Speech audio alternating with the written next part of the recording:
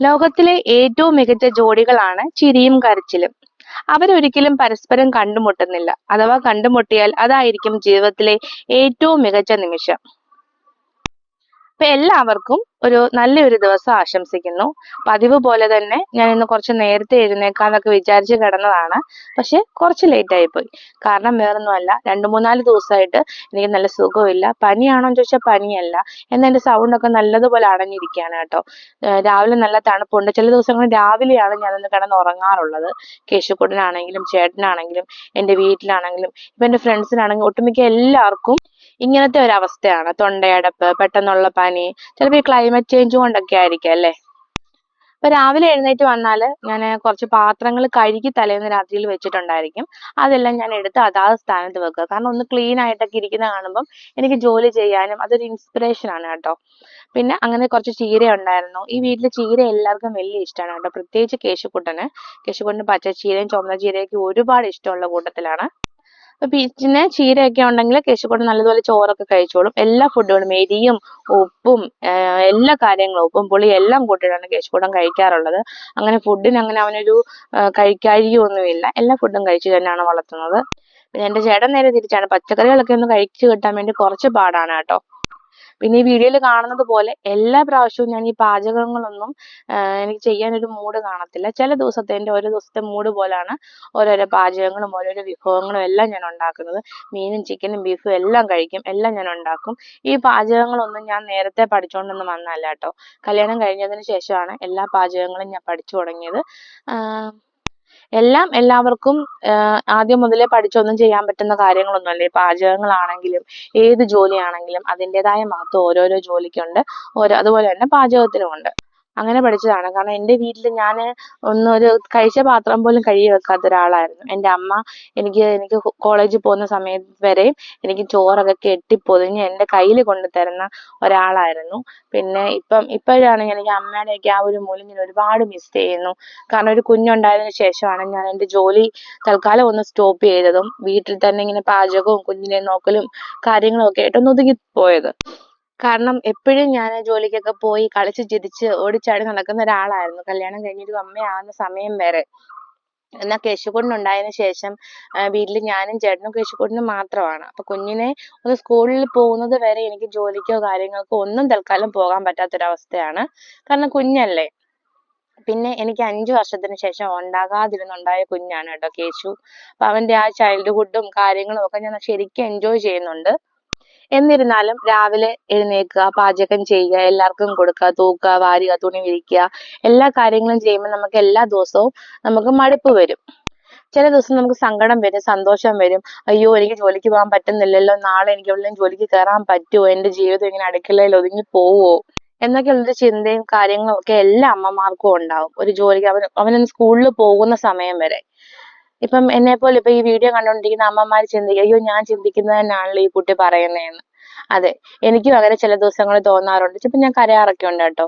അയ്യോ എനിക്ക് ജോലിക്ക് പോണേ, എന്ത് ചെയ്യും, കുഞ്ഞിന് തന്നെയല്ല ഉള്ളു എന്നൊക്കെ ഒരു ചിന്ത. അങ്ങനെയാണ് കേട്ടോ കൊറോണ സമയത്ത് ഞാൻ ലോക്ക് ചെയ്ത് വെച്ചിരുന്ന എൻ്റെ ഒരു യൂട്യൂബ് വീണ്ടും ഞാൻ ഈ പൊടി തട്ടിയെടുക്കുന്നത് എൻ്റെ ഒരു ഡിപ്രഷനും കാര്യങ്ങളും എല്ലാം ഒന്ന് മാറ്റാൻ വേണ്ടിയിട്ടാണ്. ഇത് ഞാൻ പ്രത്യേകം എടുത്ത് പറയാൻ കാരണം, ഞാൻ ഈ യൂട്യൂബ് വീണ്ടും സ്റ്റാർട്ട് ചെയ്യുമ്പോൾ എനിക്ക് 285 സബ്സ്ക്രൈബേഴ്സ് ആണ് മാത്രം ഉണ്ടായിരുന്നത്.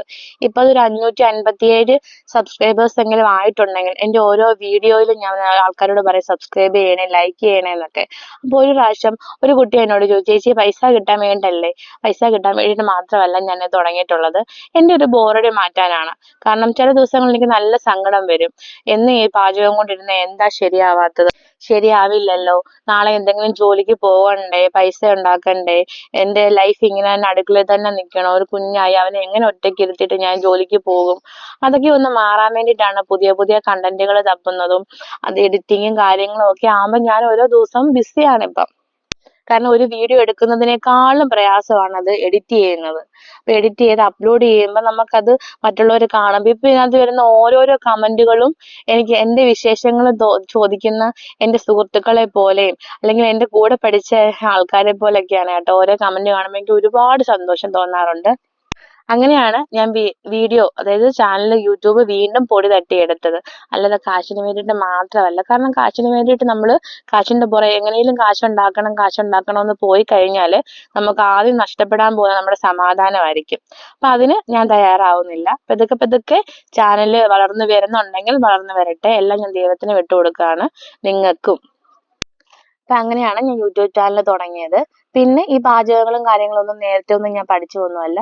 പിന്നെ യൂട്യൂബും കാര്യങ്ങളും ഓൺലൈനും ഗൂഗിളും അങ്ങനെയൊക്കെ ഒരുപാട്, പിന്നെ എൻ്റെ അമ്മയൊക്കെ പറഞ്ഞു തന്ന, അമ്മായിമ്മയൊക്കെ പറഞ്ഞു തന്ന റെസിപ്പിയൊക്കെയാണ് ഞാൻ എൻ്റെ പാചകത്തിൽ ഉൾപ്പെടുത്തിയിട്ടുള്ളത്. പിന്നെ കുഞ്ഞുണ്ടായി കഴിഞ്ഞാലും എപ്പോഴും നമ്മൾ നീറ്റാക്കി ഇടാൻ ശ്രമിക്കും. 1, 2, 3 പ്രാവശ്യമൊക്കെ തൂക്കേണ്ടി വരും, വൃത്തിയാക്കേണ്ടി വരും. പിന്നെ മാക്സിമം പാത്രങ്ങളൊക്കെ ഞാൻ നേരത്തെ കഴുകി വെച്ചിട്ട് പോകാൻ തന്നെ ശ്രമിക്കാറുണ്ട്. കാരണം എനിക്ക് വീണ്ടും അടുത്ത ദിവസത്തെ ജോലി ചെയ്യണമെങ്കിൽ നല്ല നീറ്റായിട്ട് ഇരുന്ന് കഴിഞ്ഞാൽ എനിക്ക് മനസ്സിന് തന്നെ ഒരു ഇൻസ്പിറേഷൻ കിട്ടും അടുത്ത ജോലി ചെയ്യാൻ വേണ്ടിയിട്ടുള്ളത്. പിന്നെ എന്നെപ്പോലെ ഇതുപോലെ കുഞ്ഞിനെ നോക്കി വീട്ടിൽ ഇരിക്കുന്ന അമ്മമാരുണ്ടെങ്കിൽ, അല്ലെങ്കിൽ കല്യാണം കഴിഞ്ഞ് പെട്ടെന്ന് പാചകമൊന്നും അറിയാതെ വിഷമിച്ചിരിക്കുന്ന ആൾക്കാരുണ്ടെങ്കിൽ, എല്ലാം പതുക്കെ പതുക്കെ പതുക്കെ ആയിക്കോളും. നമ്മൾ എല്ലാത്തിനും സമയം കൊടുക്കുക. ഓരോന്നും നടക്കാൻ അതിൻ്റെതായ സമയം ഉണ്ടാകും. ആ സമയത്ത് അതെല്ലാം നടന്നു പോകും. പിന്നെ യൂട്യൂബ് ചാനൽ എല്ലാം അറിയാവുന്ന ഒരാൾക്ക് ഉണ്ടാക്കാനേ പറ്റൂ എന്നൊന്നും ചിന്തയൊന്നും വേണ്ട. നിങ്ങളുടെ ജീവിതത്തിൽ ഉണ്ടാകുന്ന സന്തോഷങ്ങളെല്ലാം നിങ്ങൾ വീഡിയോ ആയിട്ട് എടുക്കുക, അപ്ലോഡ് ചെയ്യുക, മറ്റുള്ളവരുമായിട്ട് ഷെയർ ചെയ്യുക.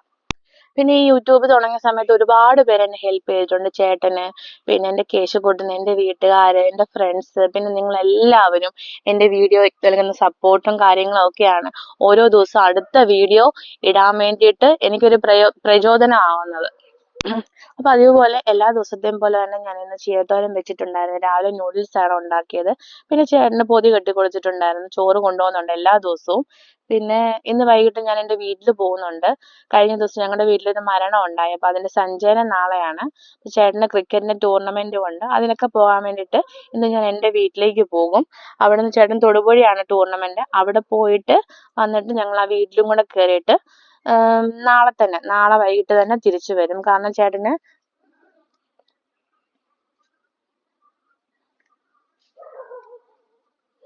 ചേട്ടന് അധികം ലീവ് എടുക്കാനും ഒന്നും പറ്റാത്തൊരു ജോലിയാണ്.